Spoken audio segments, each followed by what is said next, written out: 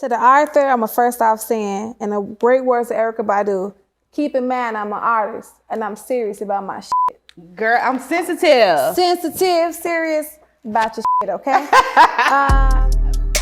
Hey besties, you already know what it is. We are back again at Point Blank Period, and we have a new series on our hands, y'all. New series alert. Our new series is called Boss Moves, where we talk to people who are literally living life and making the boss moves that a lot of us want to do. Today, we got, plus my best friend Finna. She Finna. No, not her. We got my real best friend. We got author Wynta Time in the house. She's an amazing author, wonderful mother, phenomenal woman who's here to share her journey through entrepreneurship and becoming a writer that can inspire many of us. And with that, y'all, we made a drink. It's called a page turner, and it really is a page turner. That drink was really good. So buckle down, make you a drink, call your bestie, and watch Point Blank Period. Hey guys, you already know who it is. It is your girl, your sister, and your best friend, 777 AM, here with one of my best friends. Introduce yourself. Hi guys, I'm Author Wynta Time. Yes, and right now, before we get started and sit down and get ourselves together, we need a little drink. So first things first, we're gonna sugar our rim. So I handed you that. I'm gonna use a lime, and you just go around the rim, putting that juice on there. Yes, got the lemon, it's my favorite. Yeah. Okay. Nice and juiced up. When you're done, you can pass it to me so I can fill it out. Okay. All right, so next, here's your sugar, here's mine. We mix it up. We got a little gold white mix. So to sugar it, we're gonna sugar it over this thing, okay? Because we don't have nothing big enough to dip. So we're gonna use the spoon to just drop it on there. Place it on there like that. I like that. Oh, it's looking good. And low key, we probably could just pour it. That might be easier. And then just do this on a night when you're ready to clean up the house, because you're going to get sugar all over the place. But it's okay. We're going to clean up after this.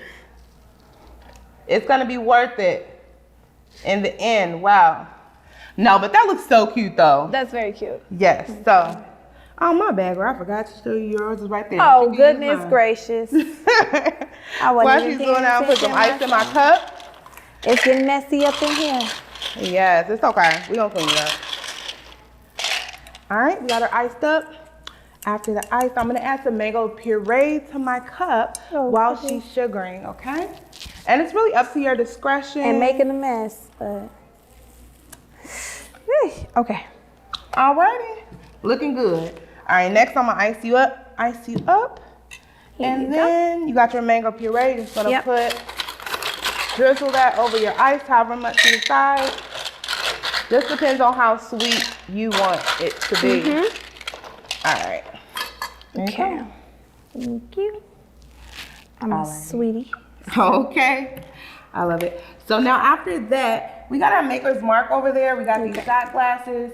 We're gonna do, I'm gonna do 2 shots. You could do 1 or 2. One. One is not gonna work. Okay, fine. Okay. Two. And then just sip it real slow. Take your time because on you know it. I'm a featherweight, so okay. I did take the top off. So she took the top off. We're gonna do 2 shots. Was that a shot? Yes. It's so pretty.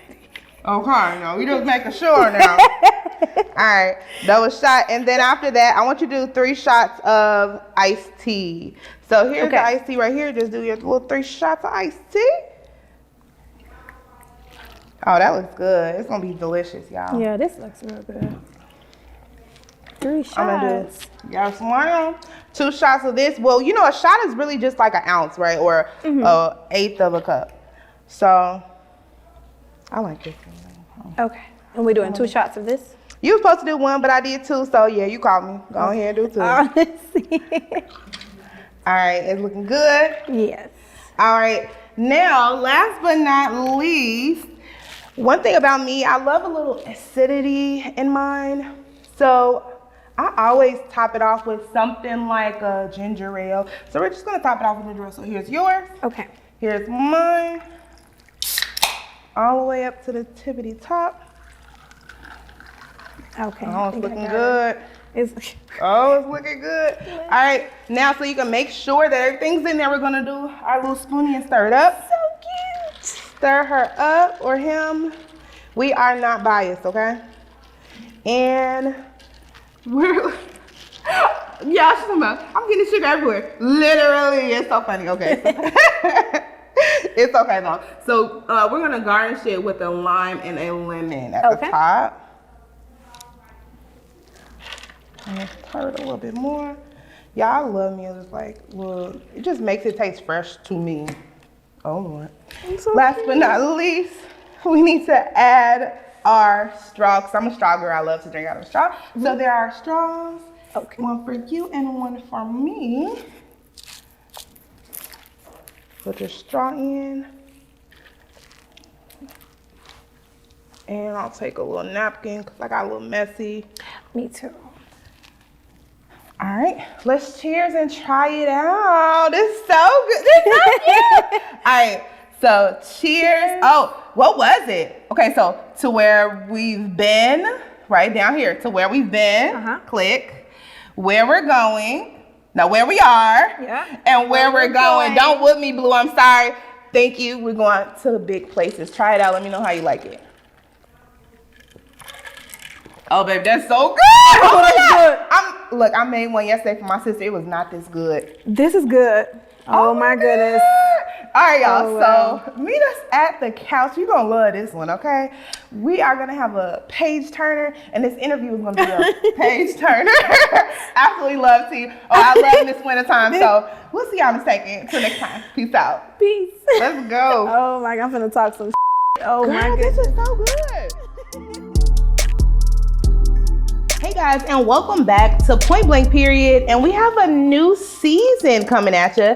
Right now we have our Boss Move season starting, and who better to start this Boss Move series than my best friend in real life and on TV.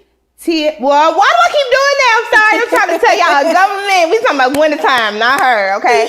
So Wynta Time is here, and yeah, we're just so happy to have her. So introduce yourself one more time, and then we're going to get into these questions, okay? Okay. Hey, everybody. I'm Wynta Time, born and raised in Chicago.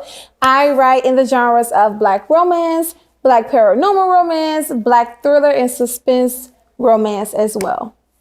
So I'm a multi-genre author. I love it. And with that being said, before I forget, because y'all know how my memory is, I want to give you your flowers. She's like, huh, somebody sent you some flowers? No, girl.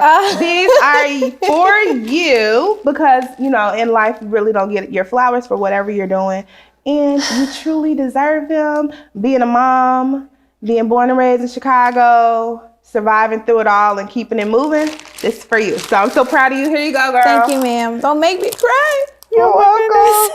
No, don't cry now. Only best friends can sneak and do things like this for you because I surely thought somebody bought flowers. Girl, no. Like, if you know somebody who wants to buy me some flowers, let them know I want flowers. I'm okay with it. Like, let them know. Yeah, the good ones though, not the bad ones. It's so many bad ones, but we're not talking about me right now. Okay. I will go down a rabbit hole. I just got off hinge. Okay. So, first of all, so we know you're from Chicago, but where in Chicago are you from?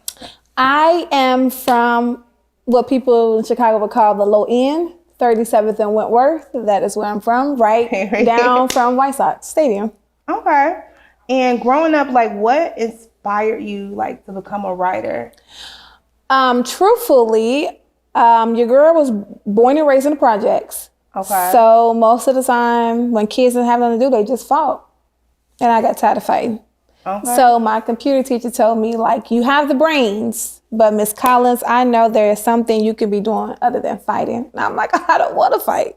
Right. I don't want to fight. They're bothering me. Right. So she's like, what can you do? I said, I love to read. I love to write. And she said, we'll go from there. When I was 9, I wrote my first story when I was 9, entered into a contest, won honorable mention, but it made me feel good. Right. And so I kept going and kept doing it, but I never published. You know, I was just writing to write. And after I had my first child, I was like, you know what? I could do this. Like, I really can. I know for a fact I can do this. So I sat down and I wrote a book. And when I looked up, the book was like almost 100K. What book was that? The first book I ever read was called The Projects Made Me. It was a series, book 1 and 2. Okay. And when you read certain books in the back, like when you read them ebooks, the publisher has information in the last page that you can reach out to them when they're accepting submissions. So all the books that I have been reading, I went there, wrote all the information down, and I submitted, the manuscripts to all of them, and the rest was history. Period. Yep. Okay, The Projects Made Me was your first book. Is that the one? It kind of it was like a mix of like a Chicago girl living in a project. That's what it was. Yeah, it reminds me of what's that book that we wouldn't stop reading? The Coldest Winter Ever by Sister Soldier. But the Chicago version, like that's how you know you really cold. Like that was a good book. Well, because you kind of write from your experiences, and I grew up in the hood. I grew up in the project, so who else better to tell the story than somebody who was there, came from their lifestyle, who saw it, who witnessed it all. Like, yeah. Man. So what book? I don't know. I just feel like that should be the book that you get the most right now. I don't know, because that was my favorite. But did you get a lot of conversation from? No, I did not. And this, I feel like, is a good lesson for newbie authors and maybe seasoned authors still building their platform. Sometimes the first book does take off for some people. It may just be the calling for them. And the first book, it doesn't. You just have to work a little bit harder with that. And in the age of social media, you have to build a platform. So your platform now is a little bit more important than actually what you're doing, but you got to stay disciplined with it. So I am coming up in June, my 5th year of being a published author. And the 4th year, now I'm just now starting to reap small benefits of, what I've sold. I love that. Yep. So, okay. So it's more about the content. People are buying you, then they buy the book. Yep. Okay. You have to sell yourself. So back when Sister Soldier was writing, it was traditional publishing. So it's like, it's just about the book. Right. Nobody really cared about the art unless you did like a book event and, book signing or something of that sort. But now they want to know the person and the book. So, right. And then like the publishing house more is going to like push it. But I think the good part is you're almost at 40 books. Once people do start, like, now you have your attraction going, people start going back to everything you ever did. And they want to know you from point A, and they're like, okay. Yes. And that's a tidbit of advice I would give newbie authors. Like, don't focus on award seasons and book events and things like that. Build that catalog. That way, when they do come knocking at your door looking for you, you got 20, 30, 40 books prepared for them. Like, oh my goodness, for them to just dive in and get lost in. I love it. Yeah. Okay, so what I guess you already answered this, but I was gonna say, what inspires you to like explore those provocative themes? Because if you read Coldest Winter Ever, you know what kind of book it is, okay? We was all in love for midnight. Okay, that was my man. Yeah. It's pretty much like the day old tale, like sex, money, drugs, it all sells. So if you're going to read something like that, you got to know who you're targeting. So your target audience likes those things. So you have to make sure those things are in the book of what they're expecting, especially when it's fiction. Like nonfiction, you're expecting motivation, some type of struggle coming up from it. And don't get me wrong, it's struggle in fiction because some stories that we tell in fiction is real life experiences. But when you're writing fiction, you got to give them that make-believe world. And that's a part of it. The sex, drugs, the fun, the club scenes, the niggas that's balling, the girls that's out there with them. Like, that's what they want to read. So you got to make sure that you're staying on trend and giving them what they want, but also giving them a little bit something real too. Right. And Tubi is out now and everybody's making a Tubi movie, and I hate to be that person, but I keep telling you, I really want that first book to be a movie. I feel like people would just eat it up. They would. Especially right now in the culture, they would just eat it up. So I'm gonna need you to do some script writing so we can get it. I'm trying to, with so much on my plate. Oh my goodness, I'm trying to. So now obviously you're not still with the same publishing house. So how do you like maneuver through the book world and the book industry? Because it's like, okay, yeah, you might have somebody backing you, but it's still a hustle, right? Yeah, so actually I'm doing both. I am signed and I release independently as well. So that's a little bit of a somewhere you have to find balance at, because, you know, you're under contract when you're assigned to a publishing company. Mm-hmm. So you have to make sure that she's getting the books that you're allotted to, and you're also trying to release independent as well. So I find balance with every time I give her a book, then the following month I write a book for myself. In 1 month? Yeah. Girl, I don't know. Like, okay, you a whole mom. You got kids, child. How are you figuring this out? Because my discipline is very strong. Girl, and my passion is in writing, so I don't let anybody take that from me. Writing belongs to me. I don't give anybody the power of my writing. So I write during mourning, during loss, when I don't feel like it, when I'm sad, when I'm cramping, when I'm peed off. Like, that's the discipline. Like, you have to be selfish for what your dreams. And if you're not selfish, then you can't get to where you want to be at. And my kids know, like, they're at the age where I tell them, like, this is the time I've carved out for myself. Whatever you need, if you can't get it yourself, that's what your dad is there for. Okay. But just like I'm teaching them to have and strive for their own dreams, just because I'm a mom don't mean my dreams got to stop too. Come on now. I watched my mom do that, and I hate that she made that sacrifice for us, you know, because she deserved to live out her dreams, and she didn't get a chance to. Wow. But she's living somewhat through me because of things that I'm accomplishing, you know, first generation doing things, you know, graduation with a college degree, writing, things like that. So she's living somewhat through me. I love that. And I just absolutely love your story. Why? Because this girl then did some of everything from baking cakes and being a cake decorator to, okay, we did the nails was first. To the nails, like, and we're still doing it to the body butters and it's like, girl, it's only 24 hours in the day. Like, I don't understand, but the machine is machining right now. Yeah, you just gotta keep going. You can't give up. And I just don't like having idle time, because, you know, teacher told me when I was a kid, like, you know, an idle mind is a devil's playground. So when you don't have something to do, the devil creeps in and he gonna give you something to do. Right.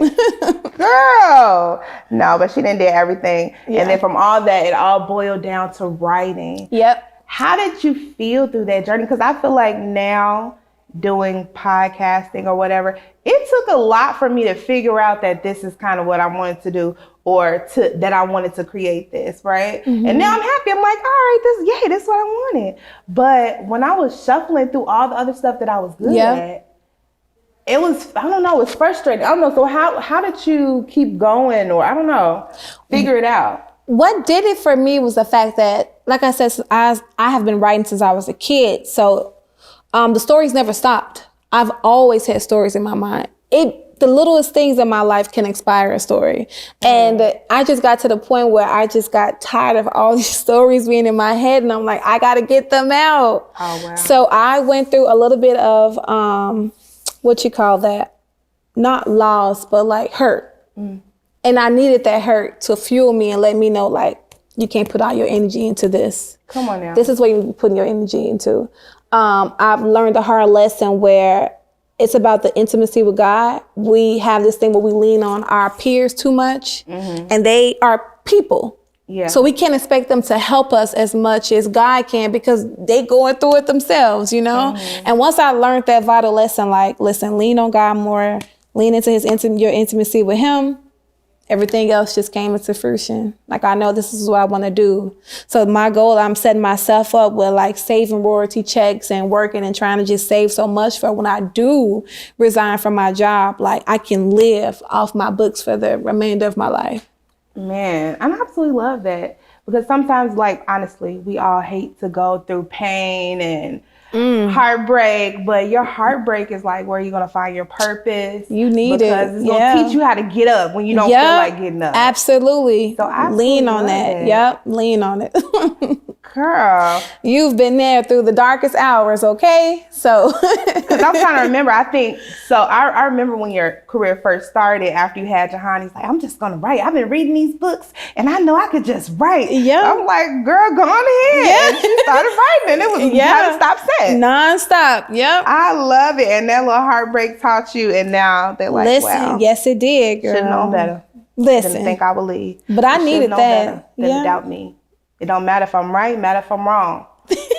Now I'm making up songs. No, because I messed up the words. I'm sorry, Monica. But okay. But I got it. I love me some Monica, okay? No, but my heartbreak, either heartbreak is going to teach you how to hate or it's going to teach you how to love. And I feel like that is the clear indicator of a developed person who learns how to love people when they make them mad or when they feel like the person is not deserving of their love. Yep. But with that being said, we're going to take a little second and a little sip of this page turner. We got these nice books on the table. This is 5 out of 38, about to be 40 soon. Yep. 5 of her bestsellers. So go ahead and screenshot this. You got it. All right. Like, comment, and subscribe. We'll see you in a second. Point blank period.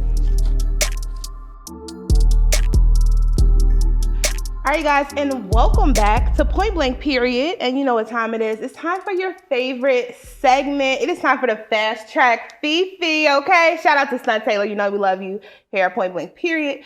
So what you're going to do is I'm going to ask you 13 questions. You're going to answer them as quickly as possible, okay? 13? Yes. Some of them are funny. It's just like, it's good. It's good. It's going to be good. You got it. You got it. You do this for a living. Oh, shit. All right. So from a scale to 1 to 10, how good are you at keeping secrets? 10. 10. Okay. So Tiana or Jasmine? Tiana. Tiana, Princess Tiana from, you know. Yeah. Well, who's your first celebrity crush? Chris Brown.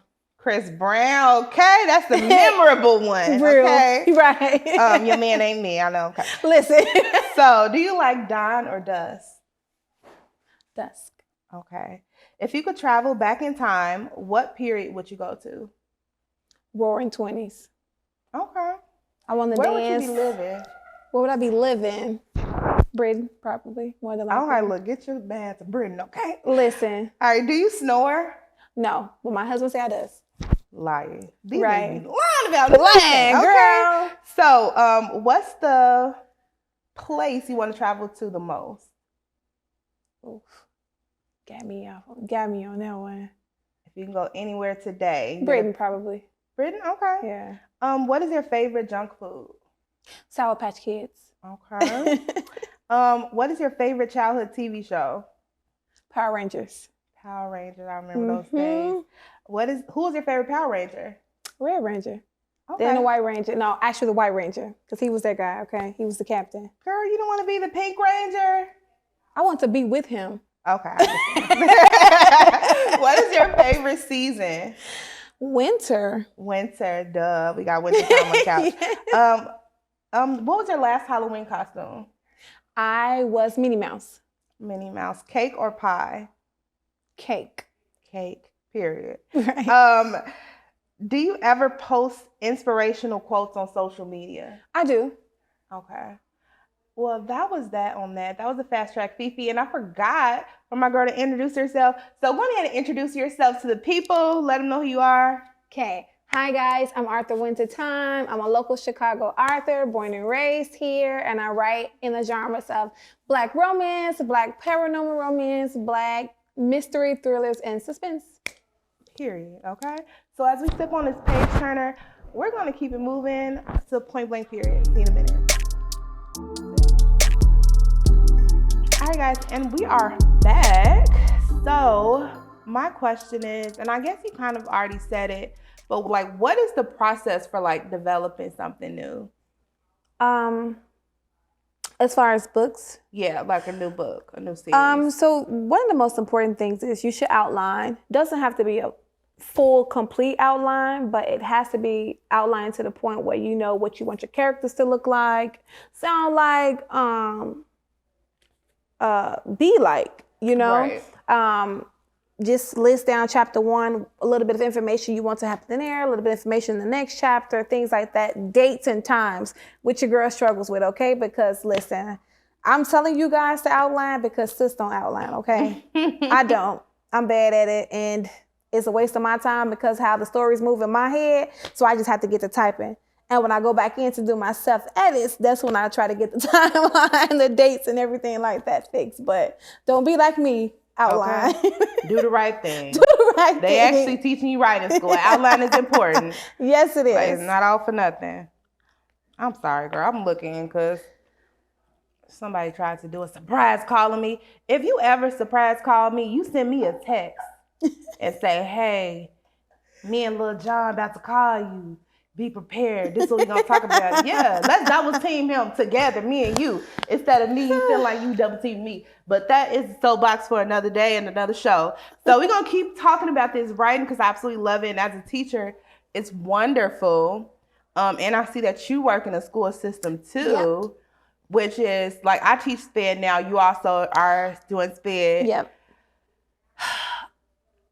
So my SPED is a little different than your SPED because I don't have a cluster class. So, okay. So a cluster class, for people that don't know, is a class with kids who are severely different. We're going to call them different. And they just need a lot of extra help, right? Yeah. So that's like super, as a teacher, is that kind of stressful for you? Are you able to? It has its times when it can be stressful because we deal with a lot of kids with severe behavior issues. Oh, really? But I do work with grades, kinder through second grade, but those are the babies. So they're what do you want to call them? I'm not going to say untamed. They're not as disciplined. Yeah, when they get older. Right now, they're not structured just yet. Mm-hmm. So we're going through some phases of the potty training, teaching them to write, teaching them to talk if they can, setting them up with the skills and the resources that they need. But in between time, trying to keep the triggers to a minimum. But it's hard sometimes because they all have different behavior issues. Yeah, so when one is triggered, it's a high possibility that they're going to trigger the rest of the students. Okay. So it's a little bit different because K through second grade is some rough riders, okay? I'm telling you no, but for real. They some rough riders. If I ever have to teach cluster, I'll never be able to teach K to 2. You have to have the patience of Jesus Christ and Job mixed. Yep. Because these kids don't really mean it. They're still learning, so they still have to learn it. But it's wild. Trust me, I know.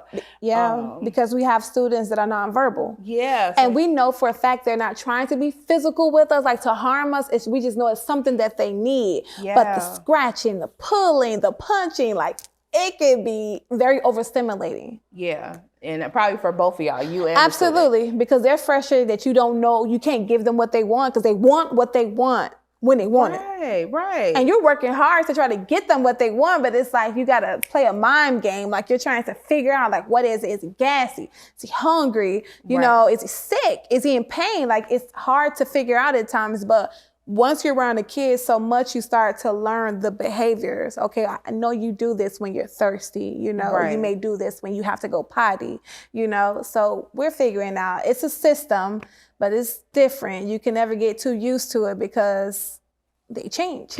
Right. No, and I was just thinking like, being a writer too, so it's great that you're working in your cluster class, but have you ever thought of like making a group for like the other students at the school? Because I know your K-2, they might not truly be ready to like start writing stories or start putting their ideas on paper. Yeah. But have you thought of that for like the bigger kids? I've thought about it, yes. Or you be ready to go? I thought, no. Time to 3, time to go. Listen. Sometimes I think like that because I am under contract, but other times I am thinking about for next school year, for after school, starting a writer's program, creative writing program, where I give them topics and teach them how to write the right way, So I've been thinking about it maybe from like 2nd to like 5th grade or something like that, or 2nd and 3rd, whichever grade they want to give me. But I've definitely been thinking about doing a creative writing class. Okay, I love it. So now we're going like back to the writing for sure, because I was just thinking about work, get out of my head. Let's get to the other stuff. So how do you, I don't know. So do you sometimes, of course you do. How do you navigate like pushing the boundaries in society, like societal boundaries, and maintaining like the relatability and cohesion of like your stories? So what I try to do is pay attention to the trends that's going on right now. And I'm not saying that the LGBTQIA community is a trend, because it is not. But I'm all about inclusion. So I make sure, depending on what story it is, that they are included. because I'm just all about that. You know, Right. I've mentioned the community of like the hard of hearing community. I write them in the book as well. And some trends that I may see on social media, I include those as well because you want to. The readers expect to see it because they see it and they're like, oh, this would be nice if it was in a book. We get that all the time, okay? We see it, we hear y'all, okay? So we go and we add them to a book because, yeah, they'll message you and say like, well, you know, I saw this video such and so, and I think you should add that to a book. They're not afraid to hop in your inbox and tell you like, listen, here's the video right here just in case you needed proof. Like, what? No, and then how do you do it? Because I'm looking on your TikTok and you're posting every day, and I feel like I fell off on your Instagram. And now, like, obviously, you post on Instagram, TikTok. I don't know about Facebook because I'm falling off on Facebook too. Mm-hmm. But girl, you be posting every day. I'm like, I definitely try to. I don't. It's like every other day if I can, and I'll try to do, like, if I know I'm not going to do something the next day, I'll try to post like 2 or 3 videos that day once I'm making home from work. And those videos are filmed at like 6, 7, because you have to think about the peak hours, like when everybody's home. So everybody's scrolling now. You know, they're cooking dinner, but they scrolling. Yeah, you know what I'm saying? So you day. have to think about that. And that's why I'm able to do it. And advice that I use for as being an author is find the platform that works best for you. Like, you always promote on each platform that you have, always promote, but find that one platform that's giving you the most love, and that is the one you focus on and build off the most.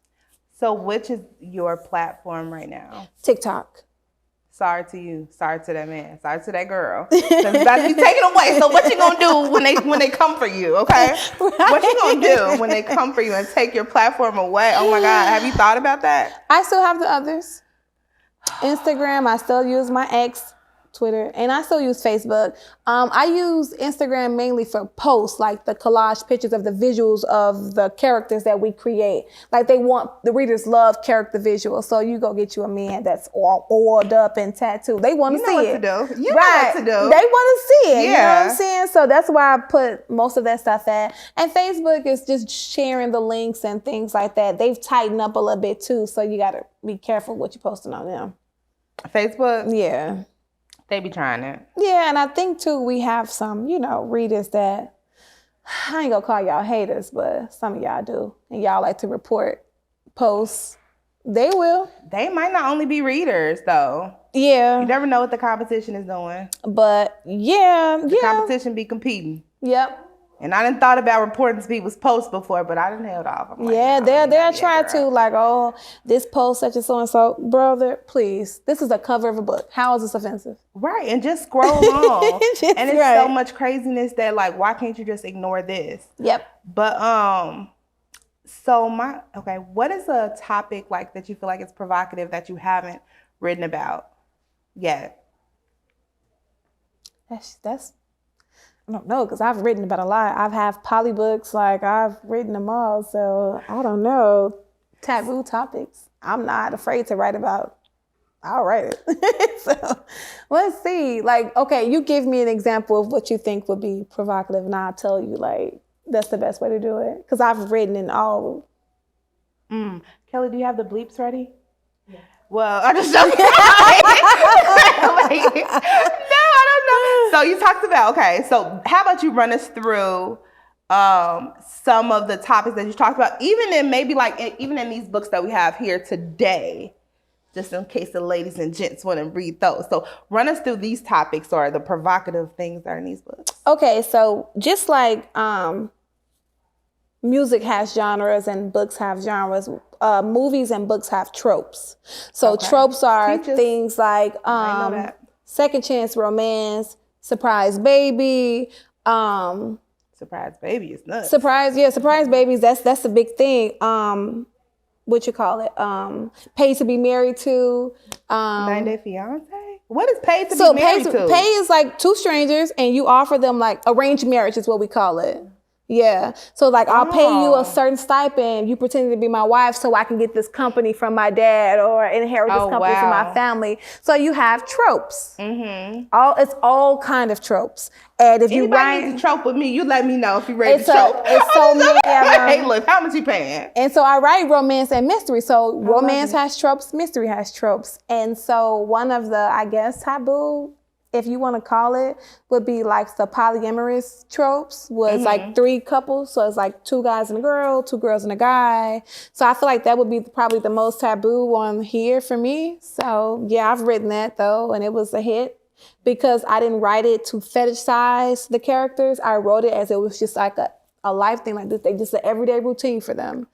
Right. I love that because it is a lot of people's lifestyle right now. Yeah. And a lot of times people, right, whether they know it or not, but the people who know it, shout out to them who's doing it the right way. Yeah. Because just like in anything, people want to see themselves. Yep. So I think sometimes when you see yourself in a book or you hear your story, like Surprise Baby, I know which of the girls who's looking for that because like you've been through some like this had a surprise baby. Yeah. Now you can read me Surprise Baby book. So you I have feel a little bit better. Okay, so you have Surprise Baby and then you have the one night stand where it's like y'all have sex for that one night, then 9 months later now you're pregnant. You ain't seen him no more. And then a couple of years later he rolled back around and now he got a shorty that look just like him. So that's the trope also. That is the one night stand Surprise Baby.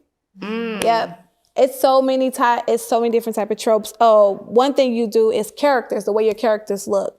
As you just hinted at, just said that people like to see themselves in there. Yes. Plus size women community, they love to see themselves in books because most of the time we write about these fit, toned women that just got big buzz, chest, they just fake bundles. But you know, I try to write my books about the everyday woman, the everyday man. You know, so I just had a book released called Big Boys Need Love Too. And that book, it's the truth. And you know, I was inspired by SZA when she did her SNL show, when she did with them, and she came at It's Cuffing Season. And I'm like, so funny oh for shit, that. this needs to be a book. She's so funny for that, yeah. And I wrote it as a book, and when that cover dropped and I dropped the song with it on TikTok, it went crazy. I love it, girl. TikTok is going crazy. Oh my goodness. Yeah, so that's the part of adding the relatability inside the fiction, allowing the readers to see themselves in the book. The depression, the miscarriages sometimes, the mother that is struggling with breastfeeding. Like I try to add a lot of real stuff into my books because I've written about it all. Most of it. Most of it. Now, if it's something that you guys want to read about, just leave it in the comments because I cannot think of anything. Have you ever faced any backlash or anything? Or even like from your family and stuff about writing or even the type of books? You know what? Surprisingly, I'm going to say not yet. But one book that I did put out, I was very scared to put this book out because I had written this book probably like 4 years ago. And I didn't release the book probably until a year ago. Okay. Because of what I wrote. And right when the book was on the calendar to be released, they dropped the Jeffrey Dahmer series. Now, everybody knows that he was eating Black people. Yeah. And the book that I had written was this dope ASS urban fiction book where the roles were reversed. Now, I didn't know the series was coming out. But I was diving into the whole Black History Month thing, just doing research on our Black history and seeing how the things that they were doing to us, the cannibalism, like I didn't even know that was real, but it was real. And so I decided to write a book of what if the roles were reversed. And these Black people were living in the mountains and they were just ancestors of the slaves who got away.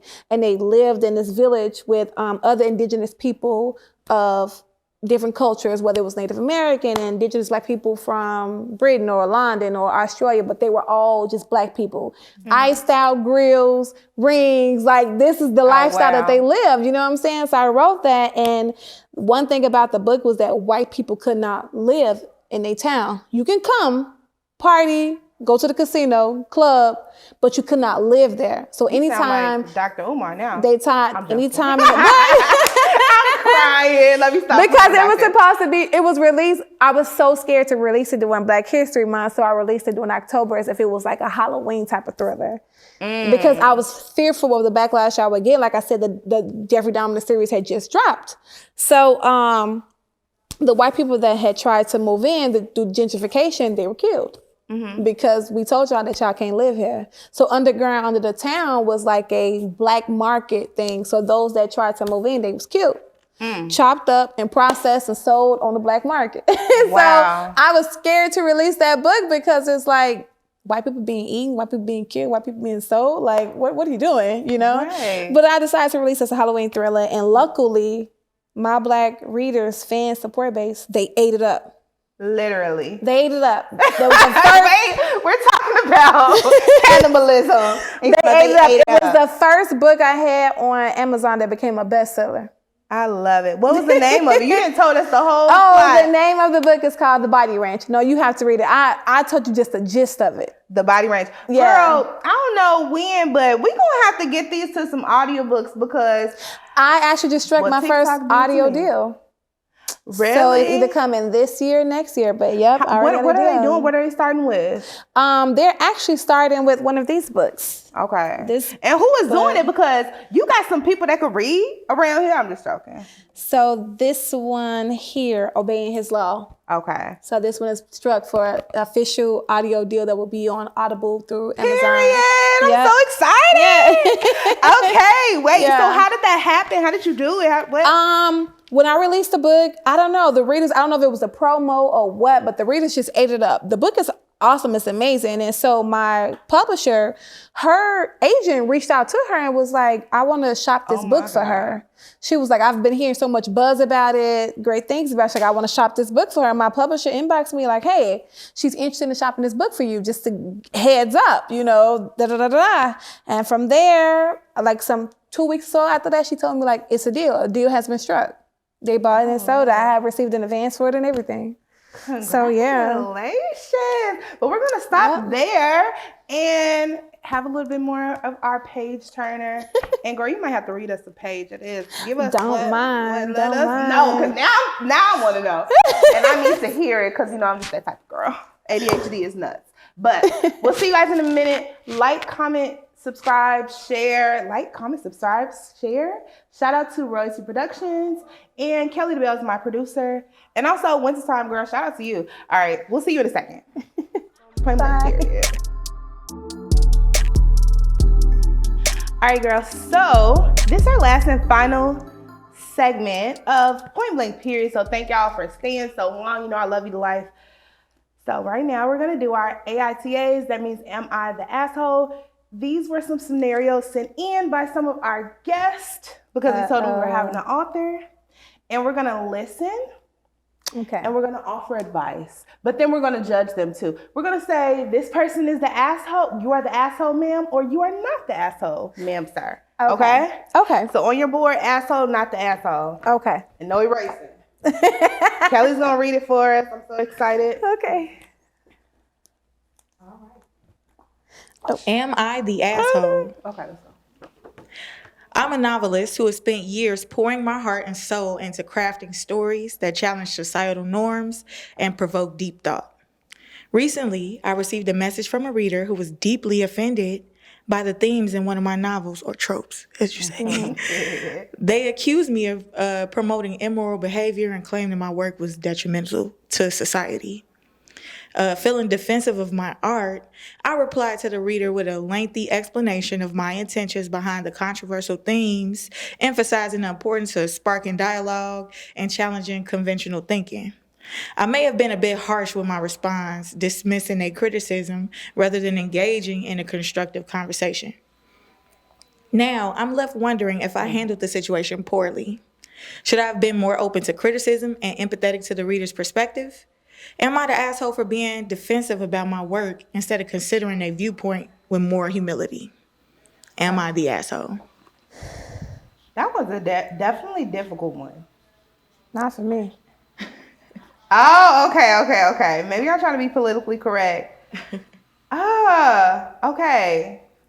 I got it. Because they didn't consider the feelings when they responded and they didn't care. That was harsh. It was kind of harsh. So we're judging the person that person who's writing. Yeah. Oh, okay. I got a response for her. Period. Okay, what you gotta say?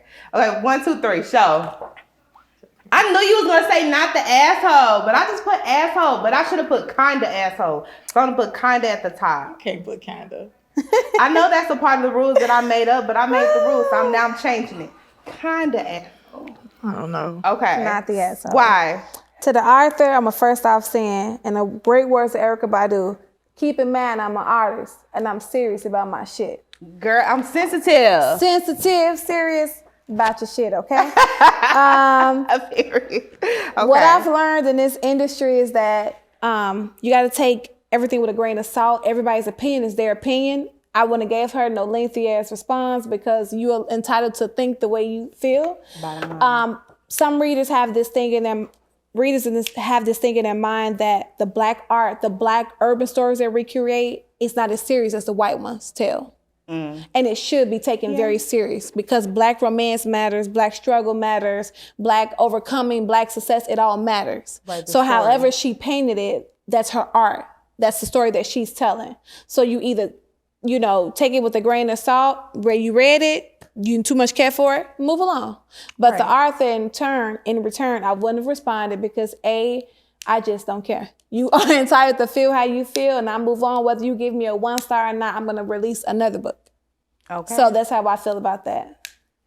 Period. Drop the mic then. I said kind of the asshole because I get that, you got to use the back of it, girl. You do it hard. Okay. I don't know.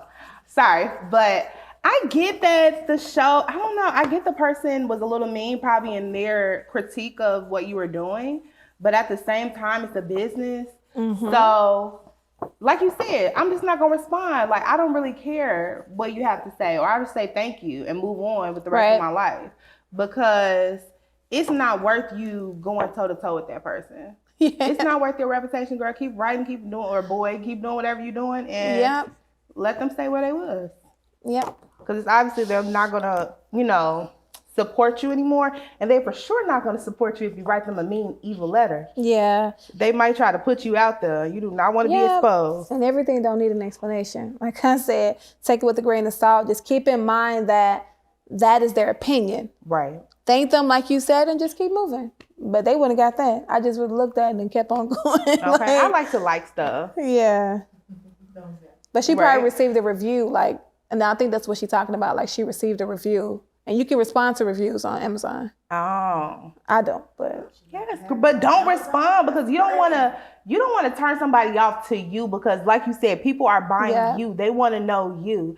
And people want to know that you're strong enough to say, like, really, fuck them. I don't really care what you say about my stuff. I like it. Or you could just say, wow, that's an interesting perspective.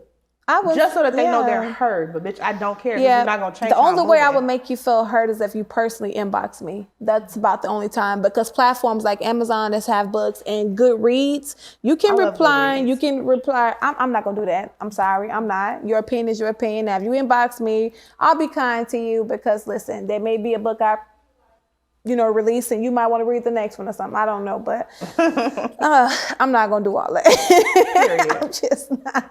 Okay. So we got another one. So you can erase. I left the word asshole. Me too. I saw you. Yeah. So I can see if I'm going to add not or, Yeah, all right. Let's cross it out. We'll see. Am I the asshole? As a successful novelist, I've always prided myself on my ability to craft intricate plots and develop complex characters. Recently, I found out that a fellow novelist who I've admired for years was struggling to get published due to the competitive nature of the industry. Wanting to help, I reached out to my connections in the publishing world and pulled some strings to secure a publishing deal for him. However, instead of feeling grateful, they accused me of undermining their hard work and belittling their talent by implying they couldn't make it on their own. Feeling hurt and misunderstood, I defended my actions, arguing that I was simply trying to offer a helping hand in a cutthroat industry. But looking back, I wonder if I overstepped my boundaries and unintentionally undermined their autonomy and self-worth. Am I the asshole for intervening in their career without considering how they might feel? Ooh, that's tough. 1, 2, 3. I say not the asshole too. I put helper, friend. That's not no damn asshole. Yeah. But okay, you can explain. Because you just never want to see somebody that you admire, whether it's family, friend, or associate struggle. And if you feel like you have the means to want to help them out. Like, I don't see a problem in that. Maybe you should have asked, Maybe you shouldn't have asked. But I felt like if somebody went over and beyond like that for me, I wouldn't know how to express my gratitude, but I will express my gratitude. So sweet. You know what I'm saying? Like, thank you. Right. Thank you. Like, what is so wrong with saying thank you? I appreciate you. I didn't expect that. Right. Like, that was it. That was more kindness ever, like, shared. Like, oh my goodness. Thank you. You're helping me get some extra money. Like, why are you mad? Exactly. But your friend just needs to put their pride down because you were being a helper. But I guess as a friend, you can tell them, I understand if you feel like I overstepped my boundaries. I'll never do that again. Right. Or if I have a bright idea, I'll run it past you first. But with that being said, we're going to wrap it up like Lil Spoonie mixing it around. My second to last question is, who is your favorite author? And then after that, we're going to give some advice to our little Chicago girls and boys who want to be authors. So who is your favorite author? I have so many authors that I love, but one of my all-time favorites, she's not well-known, but she's been doing this for a very long time. Her name is Candace Porch. It's a Black woman that lives in Virginia, and she sparked my love for Black romance like no one has ever had. Black romance mystery. All the books were told in like Virginia, and it was Southern comfort food that's always being invited. And it was just like, damn, I need to be there. Like, I need to be with her. Like, she wrote like she was an auntie or like a grandmother. Like, she held so much wisdom in her writing. I love so that. Miss Candace Porch, I have been dying to meet you for forever. Baby, I hope one day you can see this. She will, because I'm going to tag her. Listen, she's not like on any platforms and things like that no more. Like, nothing.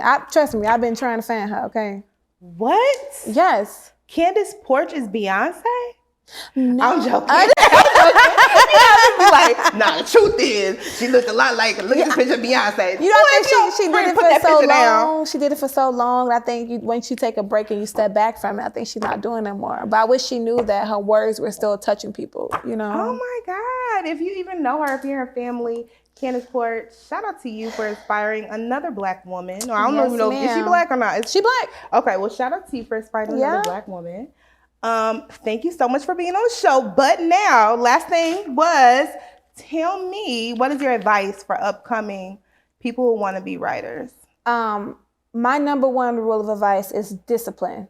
I'm not going to lie to you, discipline. If this is what you want to do, that's the hardest part in your life, you have to be disciplined. LeBron has a show, the barbershop talk, where he talks about discipline, because Kobe talked to him about it. Like, you have to be selfish for what you want. Come on, for your now. goals and your dreams. You have to be able to just tune motherfuckers out, like, for real, and do what needs to be done. Like, sit there, write, like I said, right through the grief, right through the mourning, right through the loss, right through the heartbreaks, right through the good times, the bad times, when you drunk, you got a cold, write. Put the pen to the paper and write. One of your best times. You just have to, like, find whatever genre it is that you enjoy writing. I don't care if it's nonfiction, science fiction, memoir, just write it. Tell your story. And don't give up, because it's not going to be easy. Some books, like I said, it's an overnight success for some people, but people like me, it takes some time. Like I said, I'm going to my 5th year now, and at the end of my 3rd year is when I'm started. I got awards and bestseller banners and things like that. So you just cannot give up. It's going to be a lot of blood, sweat, and tears in there, a lot more sad days than good days. But if this is what you want, you got to hang in there. Keep doing it. I love it. And what's next for you? What's next for me? It's all about travel season for me now. So it's April, June is when I start the summertime, a lot of my book events. So I do have a local book event I'll be attending here April 20th. It's the Chicago Book Fair Spring Fling at the Beatty Shabazz Academy School. Mm-hmm. So I'll be there. That's the first book event of the year. And then starting from June and the rest, I'll be out of town for book events. Period, girl. And I'm gonna have to go out of town with you. Yes. So with that being said, I've had a great time. I'm so grateful for you being here. I love you to life. Keep doing what you're doing. Shout yourself out. If you want to see Wynta Time, or I don't know, find her, you can find her on TikTok, Facebook, Instagram. Where can they find you at? All under the name of Arthur Wynta Time. So once you type in Arthur Wynta, W-Y-N... I was just about to spell it. You can't do this to people. W-Y-N-T-A Tyme for time. Just put it in Facebook, X, Instagram, TikTok. I am there. Present. Period. Thank you so much. Oh my God, you already know who it is. This is your great sister and your best friend, 777 AM. If you don't already, go ahead and follow me at word number again, AM at the end, 7 AM, 777 AM. And then you can follow Kelly, my producer, and also shout out to Royalty Productions. Thank you for all that you do. I know I get on y'all nerves, but you get on mine too, so we're even now. All right, thank you so much, Boss Moves. Our first episode was amazing. Thank you. Bye, y'all. Love you to Bye. life. Send me a cash app, call me, take me out. You know what to do.